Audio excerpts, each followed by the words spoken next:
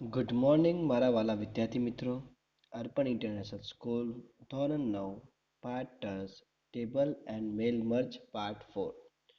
વિદ્યાર્થી મિત્રો, આના પહેલાંના વિડીયોમાં આપણે દેખ્યું કે કેવી રીતે આપણે ઇન્સર્ટ રો એન્ડ ટેબલ કરાવીએ છીએ, મર્જ અને સ્પ્લિટ આપણે કેવી રીતે કરીએ છીએ, ટોપ બોટમ અને સેન્ટરમાં આપણે કેવી રીતે લાવી શકીએ છીએ લખાણને. તો આ બધીની આપણે ચર્ચા કરી. હવે વિદ્યાર્થી મિત્રો, આગળ આપણે ચર્ચા કરશું કે મર્જ કોને કહેવાય છે, મર્જના સમૂહને. બરાબર, તો વધુ મજા આવશે વિદ્યાર્થી મિત્રો, મને ધ્યાનપૂર્વક તમે સાંભળજો. ઓકે, તો ચલો આપણે દેખીએ છીએ કોની સાથે, મિતેશ સર સાથે. સમૂહ. સમૂહ એટલે શું? સમૂહ ટપાલ એટલે કે મેલ મર્જ. બરાબર મિત્રો, ઘણીવાર એક સરખો પત્ર આપણે ઘણા બધાને મોકલવાની જરૂર પડે છે. દેખો, શેની જરૂર પડે છે? એક જ પત્ર એટલે કે લેટર. પત્ર એટલે શું વિદ્યાર્થી મિત્રો? લેટર. બરાબર, આપણને તમને ખબર છે કે આપણે બ્રોડકાસ્ટ કરીએ છીએ કે હાય, એટલે કે ભાઈ મારે બધાને હાય લખીને નથી મોકલવું. બરાબર, કેમ કે ટાઈમ લાગે એમાં બધાને લખીને મોકલું તો વિદ્યાર્થી મિત્રો. એટલે આપણે શું કરતા હોઈએ છીએ કે એક જ આપણે બ્રોડકાસ્ટ એક રેડી આપણે કરી દેતા હોઈએ છીએ, અને રેડી કરીને આપણે બ્રોડકાસ્ટ પછી એક સાથે ખાલી આપણે હાય લખીને બધાને જતા રહે છે. બરાબર, તો એ જ રીતે વિદ્યાર્થી મિત્રો, આપણે બધાને એક સરખો મેસેજ આપણે મોકલવાની જરૂર પડે છે. ધારો કે રૂબરૂ મુલાકાત એટલે કે ઇન્ટરવ્યૂ માટે બોલાવવા એક જ જો માટે બોલાવવા એક જ સરખો પત્ર આપણે ઘણા ઉમેદવારોને મોકલવા છે. સ્વાભાવિક રીતે જ દરેક પત્રમાં બધી વિગતો એક સરખી જ હશે, સિવાય કે ઉમેદવારનું નામ, સરનામું, ઇન્ટરવ્યૂ સમય જુદો જુદો હોય છે. આ માટે એક સીધો સાદો ઉપયોગ એ છે કે પહેલાં એક ઉમેદવાર માટે પત્ર તૈયાર કરવામાં આવે છે. તેની છાપી લઈ એટલે કે નકલ કરી તેના ઉમેદવારનું નામ, સરનામું, ઇન્ટરવ્યૂ સમય બદલી ફાઇલને બીજા નામે સાચવી લેવામાં આવે છે. આ ઉપાય મુજબ પત્ર નકલ કરીને તેમાં સુધારા કરવાની પુનરાવર્તિત ક્રિયા જેટલા ઉમેદવારો હશે તેટલી વાર કરવી પડશે. આ રીતે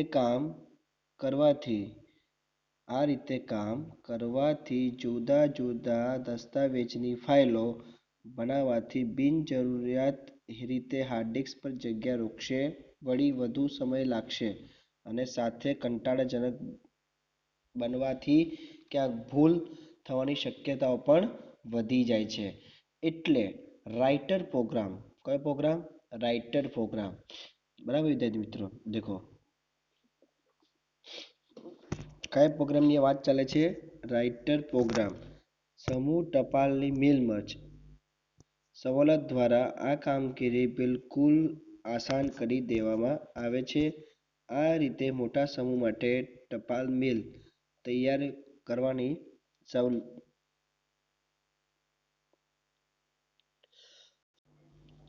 સવલતને અંગ્રેજીમાં મેલ મર્જ કહે છે. જો શું કહે છે? સવલતને અંગ્રેજીમાં મેલ મર્જ કહે છે. મેલ મર્જમાં બે દસ્તાવેજો બનાવવામાં આવે છે. કેટલા દસ્તાવેજ બનાવવામાં આવે છે? બે દસ્તાવેજ બનાવવામાં આવે છે. તો દેખો, એક દસ્તાવેજ કે જે મુખ્ય દસ્તાવેજ એટલે કે મેઇન ડોક્યુમેન્ટ. એક દસ્તાવેજ શેનો બનાવવામાં આવે છે વિદ્યાર્થી મિત્રો? મેઇન ડોક્યુમેન્ટ, જેને ફોર્મ લેટર પણ કહે છે. શું કહેવાય છે જેને? Form letter. બરાબર, તમારા પૂછી શકે છે ફોર્મ લેટર. ઓકે, અને બીજા દસ્તાવેજને ડેટા સોર્સ. બીજા દસ્તાવેજને શું કહેવામાં આવે છે? ડેટા સોર્સ કહેવામાં આવે છે. ફોર્મ લેટર એટલે કે મેઇન ડોક્યુમેન્ટ. ફોર્મ લેટર એટલે કે મેઇન ડોક્યુમેન્ટ વિદ્યાર્થી મિત્રો માં બધા મોકલવા માટે પત્રનું એક સરખું લખાણ હોય છે. બરાબર, જ્યાં મેઇન ડોક્યુમેન્ટ આવે છે એટલે કે ફોર્મ લેટર આવે છે ત્યાં બધાને મેસેજ કરવા માટે એક જ ફોર્મેટ લખવાનું હોય છે, અને તેમાં જુદા જુદા પત્રમાં જે વિગત બદલાય તેવી હોય, જેમ કે ઉમેદવારનું નામ, સરનામું, ઇન્ટરવ્યૂ સમય વગેરે. તેના માટે ચલનો નામ એટલે કે વેરિયેબલ નેમ લખવામાં આવે છે. આ મેઇન ડોક્યુમેન્ટમાં જ્યાં જ્યાં ચલના નામ મૂકવામાં આવ્યા હોય ત્યાં દરેક પત્ર માટે બદલતી વિગતો એટલે કે ડેટા ને સ્ત્રોત એટલે કે ડેટા સોર્સ તરીકે ઓળખવામાં આવે છે. જો ક્યાં જ્યાં જ્યાં ચલ નામ મૂકવામાં આવ્યા હોય ત્યાં દરેક પત્ર માટે બદલતી વિગતો એટલે કે ડેટા સોર્સ તરીકે ઓળખવામાં આવે છે. આપણા ઉદાહરણ મુજબ ઉમેદવારનું નામ, સરનામું તથા ઇન્ટરવ્યૂ સમય ડેટ સોર્સ તરીકે સાચવવામાં આવે છે. ડેટા સોર્સ તૈયાર કરવો એટલે કે ક્રિએટિંગ ધ ડેટા સોર્સ એટલે આડી અને ઊભી હરોળ સ્વરૂપે સાચવેલા વિગત જેને ડેટાબેઝ તરીકે બી ઓળખવામાં આવે છે. શું ઓળખવામાં આવે છે વિદ્યાર્થી મિત્રો? ડેટાબેઝ તરીકે બી ઓળખવામાં આવે છે. ડેટાબેઝ વિગતો જુદા જુદા રેકોર્ડ આડી હરોળ સ્વરૂપે સાચવેલા હોય છે. ઓપન ઓફિસનું રાઇટર ઘણા સ્વરૂપે ડેટાબેઝને સમર્થન આપે છે, જેમ કે વિસ્તારપત્રક, ટેક્સ્ટ ફાઇલ અને ડેટાબેઝ જેવા, જેમ કે MySQL, એડાબેઝ એન્ડ ODBC. બરાબર, MySQL, એડાબેઝ એન્ડ ODBC. બરાબર, તો આ બધા શું ટેક્સ્ટ ફાઇલ અને ડેટાબેઝ છે. બરાબર, એસક્યુએલ અગર છે ને આપણે એસક્યુએલ જોઈએ બધા આપણે ડેટાબેઝ કહેવાય. બરાબર, મેનેજમેન્ટ આખું સંભાળતા હોય છે. તમે જેમ જેમ આગળ છો તમને તેમ વધારે જાણકારી મળતી રહેશે વિદ્યાર્થી મિત્રો. થર્ડ છે મેલ મર્જ માટે ઉપયોગમાં લેવામાં ડેટા હાલ એવા સ્વરૂપમાં હોય છે કે જે 0 સીધો ઉપયોગ લઈ શકે તેમ ન હોય. બરાબર, તેમ ઉપયોગ લઈ શકે તેમ ન હોય તો ડેટા દરેક વિગતને આપણને અલ્પવિરામ દ્વારા છૂટી પાડીને નિકાસ એટલે કે એક્સપોર્ટ કરવી પડે. આવી ફાઇલોની પાછળનું વેપારીનું નામ વિસ્તારપત્રક કે ડેટાબેઝના ઉપયોગ વડે ટ્રેસઅપ તૈયાર કરવા વધુ સરળ બને છે, કારણ કે આ બંને ડેટાને કોષ્ટક સ્વરૂપે સંગ્રહ કરે છે. અહીં આપણે ટેસ્ટ સ્વરૂપની ફાઇલ જ ઉપયોગમાં લઈશું. બરાબર, ટેસ્ટ સ્વરૂપની ફાઇલ જ આપણે આમાં શું લઈશું? ઉપયોગમાં લઈશું. એટલે કે ટેક્સ્ટ ફાઇલ .txt એનું એક્સટેન્શન શું થશે? .txt એક્સટેન્શન સાથે સાચવવામાં આવે છે. મેલના પ્રક્રિયા દરમિયાન મેલ મર્જ વિઝાર્ડનો ઉપયોગ કરીને પણ આપણે એડ્રેસ બુક બનાવી શકીએ છીએ, પરંતુ ફરક માત્ર એટલો જ છે કે મુખ્ય દસ્તાવેજ કે મેલેટર સાથે નોંધણી કર્યા પછી અલ્પવિરામ દ્વારા વિગતોને છૂટી પાડેલી ફાઇલને કોષ્ટક સ્વરૂપે એક્સટેન્શન પરાવર્તિત કરવામાં આવે છે. બરાબર, ડેટા સોર્સ માટે ટેક્સ્ટ ફાઇલ બનાવવી એટલે કે ક્રિએટિંગ અ ટેક્સ્ટ ફાઇલ. હવે શું બનાવવાનું આવ્યું? Creating a text file for the database source. કોના માટે? હવે ડેટાબેઝ સોર્સ માટે. તો ટેક્સ્ટ ફાઇલ બનાવવા માટે કોઈ પણ એડિટરનો ઉપયોગ કરી શકાય છે. અહીં આપણે આપણી ઓપરેટિંગ સિસ્ટમ ઉબુન્ટુ સાથે જ મળતા ગેડિટ ટેક્સ્ટ એડિટર ઉપયોગ કરીશું. ગેડિટ ટેક્સ્ટ એડિટરને શરૂ કરવા માટે એપ્લિકેશન, પછી એસેસરીઝ અને પછી ગેડિટ. બરાબર, જો આ તમને ખબર હશે એપ્લિકેશન, એસેસરીઝ, ગેડિટ અને ટેક્સ્ટ એડિટર એટલે આપણે ટેક્સ્ટ એડિટર ખુલી હશે. જો એક થઈ ગયું. જો શું થયું બતાવો. ઉભા એસેસરીઝ, ગેડિટ, ટેક્સ્ટ એડિટર. બરાબર, આવ્યું. હા, હવે જો વિકલ્પ પર ક્લિક કરો. ગેડિટ એડિટર ચાલુ કર્યા પછી પહેલી હરોળની વિગત ટાઈપ કરો. બરાબર, એના પછી શું આવશે? પહેલી હરોળમાં સામાન્ય રીતે દરેક ઊભી હરોળને શીર્ષક હોય કે શીર્ષક ટાઈપ કરતી વખતે બે ફિલ્ડ અલ્પવિરામ દ્વારા છૂટા પાડવામાં આવે છે. જો કે છેલ્લા ફિલ્ડના નામ પછી અલ્પવિરામ ચિહ્ન ટાઈપ કરવાનું હોતું નથી. એને બદલે છેલ્લે તમારે એન્ટર કી પ્રેસ કરવી હોય છે. શિક્ષક વળી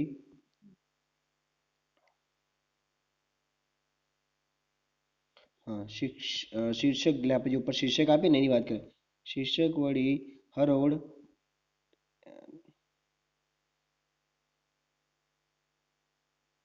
એક સેકન્ડ મિત્રો.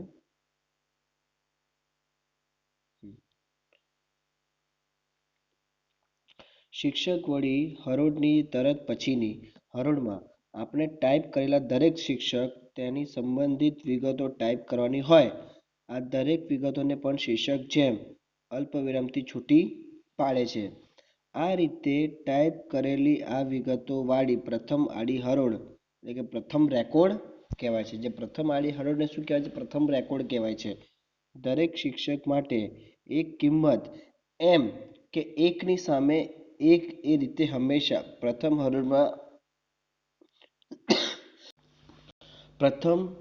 હરોળમાં ટાઈપ કરેલા શિક્ષકની સંખ્યા બરાબર જે આપણે પ્રથમ હરોળમાં જે આપણે ટાઈપ કરેલું હોય ને વિદ્યાર્થી મિત્રો એની તો પ્રથમ હરોળમાં ટાઈપ કરેલી શિક્ષકની સંખ્યા અને તેની નીચે ટાઈપ કરેલ વિગતોની સંખ્યા એ સરખી થવી જોઈએ. આ રીતે પછી આડી હરોળમાં વધારાનો રેકોર્ડ ઉમેરી શકાય છે. ડેટા સોર્સ સંકળાવો એટલે કે રજિસ્ટરિંગ અ ડેટા સ્ટોર્સ રાઇટર અને દસ્તાવેજની અંદર ડેટા સોર્સ સીધે સીધો ઉપયોગમાં લઈ શકાય તે માટે સૌપ્રથમ તેનો મુખ્ય દસ્તાવેજ સાથે સંકળાયેલો જરૂરી છે. આવી પ્રક્રિયા ફક્ત એક જ વાર કરવી પડે છે અને એ કાર્ય પછી એ ડેટા સોર્સ એટલે કે openoffice.orgમાં બધા દસ્તાવેજ માટે ઉપલબ્ધ બની શકશે. ડેટા સોર્સનું મુખ્યત્વે સંકળાવવા માટે એક પછી એક નીચે દર્શાવેલા પગલાં લેવા પડશે. હવે હું તમને બતાવું છું કે કયા કયા પગલાં આપણે લેવા પડશે વિદ્યાર્થી મિત્રો. પહેલું પગલું રાઇટર હાઈ ફાઇલ. કયું પહેલું પગલું છે? Writer high file. કયું છે વિદ્યાર્થી મિત્રો? Writer high file. એના પછી વિઝાર્ડમાં જવાનું, એના પછી એડ્રેસ ડેટા સોર્સમાં જવાનું. બરાબર, આ પહેલું રાઇટર હાઈ ફાઇલમાં જવાનું, વિઝાર્ડમાં જવાનું અને એડ્રેસ ડેટા સોર્સમાં જવાનું. બીજું, વિઝાર્ડના પ્રથમ પગલાના વિકલ્પો કોમ્પ્યુટરમાં પ્રસ્થાપિત કરવામાં આવેલી ઓપરેટિંગ સિસ્ટમ પર નિર્ભર છે. ભવ્ય એપ્સ બુકનો ઉપયોગ પ્રકાર પસંદ કરો. જો ડેટા સોર્સના પ્રકાર યાદીમાં ઉપલબ્ધ ન હોય તો અધર એક્સટર્નલ ડેટા સોર્સ પસંદ કરો. જો ઉપયોગમાં અગર ત્યાં તમને ઉપલબ્ધ તમને ના બતાવતો બરાબર તો તમારે શાનું કરવાનું? એક્સટર્નલ ડેટા સોર્સ પસંદ કરવાનું આપણે બરાબર. જો કેમ કરવાનું આપણે જો કારણ કે વિધિને વર્ણવવા માટે આપણે ટેક્સ્ટ ફાઇલ લીધેલી છે. એ પછી નેક્સ્ટ બટન પર ક્લિક કરો. હવે થર્ડ વિઝાર્ડના બીજા પગલામાં સેટિંગ બટન પસંદ કરો. વિઝાર્ડના બીજા પગલામાં શું કરો? સેટિંગ બટનને પસંદ કરો. હવે ડેટા સોર્સ પ્રોપર્ટીઝ પેજમાં ડેટાબેઝનો પ્રકાર પસંદ કરો. આપણા ઉદાહરણ મુજબ ટેક્સ્ટ પસંદ કરો. એ પછી નેક્સ્ટ ક્લિક કરો. બરાબર. હવે પાંચમું પ્રક્રિયા. હવે પછી જોવા મળતા ડાયલોગ બોક્સમાં આપણે આપણી ટેક્સ્ટ ફાઇલ જ્યાં સંગ્રહવામાં આવી છે ત્યાંનું સ્થાન આપવું પડશે. જો તમે ફાઇલનું ચોક્કસ સ્થાન જાણતા હો તો આપેલા ખાના સંપૂર્ણ સરનામા સાથે ફાઇલનું નામ ટાઈપ કરી દો અથવા બ્રાઉઝર બટન પર ક્લિક કરીને આપણા ફાઇલ જ્યાં પડી હોય તે ડિરેક્ટરીમાંથી આપણે એને લઈ લેવાની. બરાબર, સુધી પહોંચીને ફાઇલને પસંદ કરી દો. હવે આપણે ક્યાં જઈશું? ડેટા પ્રોપર્ટીઝમાં જઈશું. તો હવે ડેટાબેઝ પ્રોપર્ટીઝ એટલે કે કનેક્શન સેટિંગમાં